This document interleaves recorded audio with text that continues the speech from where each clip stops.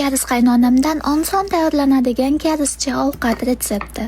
Ko'ksiga qo'shiladigan vermishelimizni yaxshilab qaynatib olamiz va 3 qoshiq qovurilgan kunjutni yaxshilab ezib chiqamiz. Chunki qovurilgan kunjutni yaxshilab ezib chiqsangiz, o'shanda ta'mi juda ham mazali bo'lib chiqadi.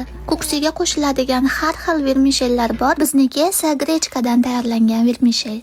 Shuni qilib pishib chiqqandan keyin yaxshilab muzday suvda chayqab tashlaysiz. Bir kishilik ovqatimizga 3 qoshiq soyavoy sos bilan 1 qoshiq olxo'ri siropi qo'shiladi. Olxo'ri siropini qanday tayyorlashni bilmasangiz, profilimdan topsangiz bo'ladi. Bu ovqatni shirin qiladigan narsa bu perilla yog'i. Perilla yog'idan 3 qoshiq qo'shiladi va 1 qoshiq shakar qo'shib yaxshilab aralashtirib oringlar. Yaxshilab aralashtirib bir marta yeb ko'ringlar. Agar tuzi kam bo'ladigan bo'lsa, soyavoy sosdan yana ozroq qo'shib olsanglar bo'ladi. Bu ovqatga kunjut yoki salat bargini qo'shib va marinovka qilingan kimni ham qo'shib yesanglar juda ham mazali chiqadi. Va oxirida esa ustiga maydalangan qovurilgan kunjutni sepib yesanglar bo'ladi. Yoqimli ishtaha.